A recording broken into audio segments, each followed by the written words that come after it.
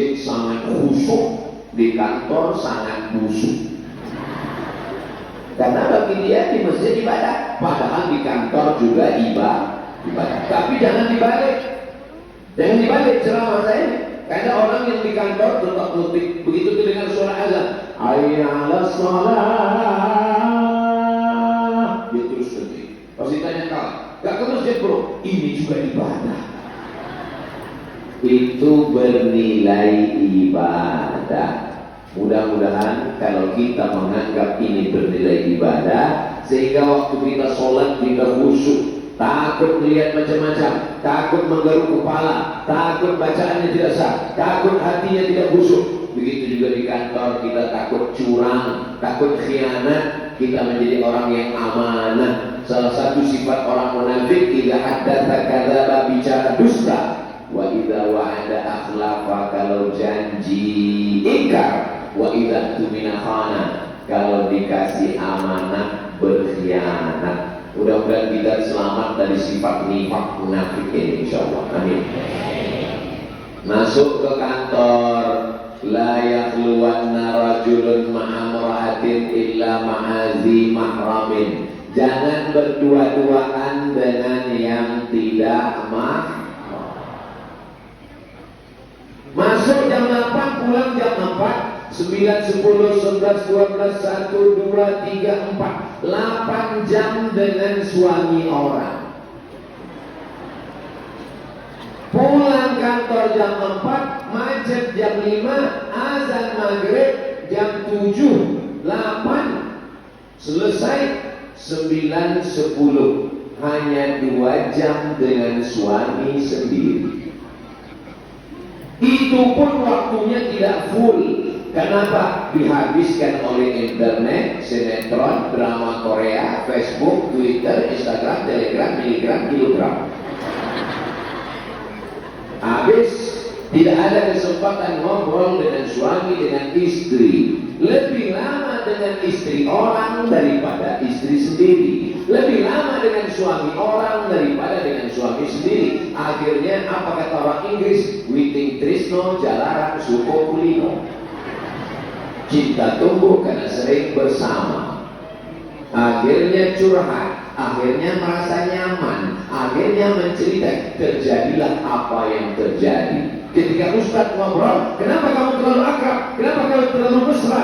Itu sudah macam kawan saya, itu sudah macam abang saya, itu sudah macam saudara saya. Berawal dari macam, berakhir dengan macam-macam. Waspada. Ingat, setan belum pensiun. Hari Jumat saya khutbah Jumat, selesai khutbah Jumat, selesai itu saya jadi imam, selesai sholat, tiba-tiba datang jamaah salaman memeluk saya. Ustaz, saya bisik, tunggu dulu, jangan ngomong dulu, tunggu jamaah agak-agak pulang. Karena ini masalahnya berat ya. Ustaz, iya tunggu sebentar. Apa masalahnya? Kita mesti bicara 4 mata Pak Ustaz. Jangankan 4, 3 pun siap saya bilang. Apa masalah? Saya ngantar istri saya ke airport Pak Ustaz. Dia mau tugas luar kota. Terus saya bilang, saya titip ke Pak Kepala Dinas, Pak, tolong jaga istri saya ya. Iya. Terus apa yang terjadi? Ternyata betul-betul dia jaga, Pak Ustaz.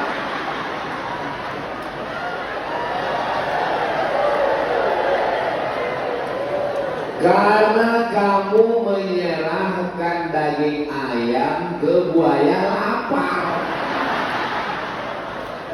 Iya, salah kamu sendiri. Sekarang gimana? Dia tolong kasih saya solusi Pak Ustaz. Oke, kamu delete nomornya, kamu buang gambarnya, kamu ajak dia bertaubat, mandi taubat, istighfar, tiap malam bangunkan dia sholat tahajud. Siap Pak Ustaz. Malam ambil air, percikan, ajak istri sholat tahajud. Wake up my hand. Wake up my hand. Gimana? Berjalan Pak Ustaz. Tiap malam baca Yasin. alhamdulillah Pak Ustaz. Hati, alhamdulillah Pak Ustaz. Setelah sebulan datang lagi, nangis lagi. Ada apa? Terbayang-bayang terus wajah kepala dinas Pak Ustaz.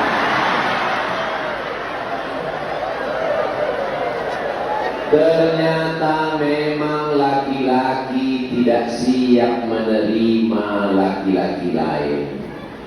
Itulah makanya letakkan 2 ekor ayam jantan, letakkan 1 ekor ayam betina dalam 1 kandang. Ayam jantan akan berlaga sampai tetes darah yang penghabisan.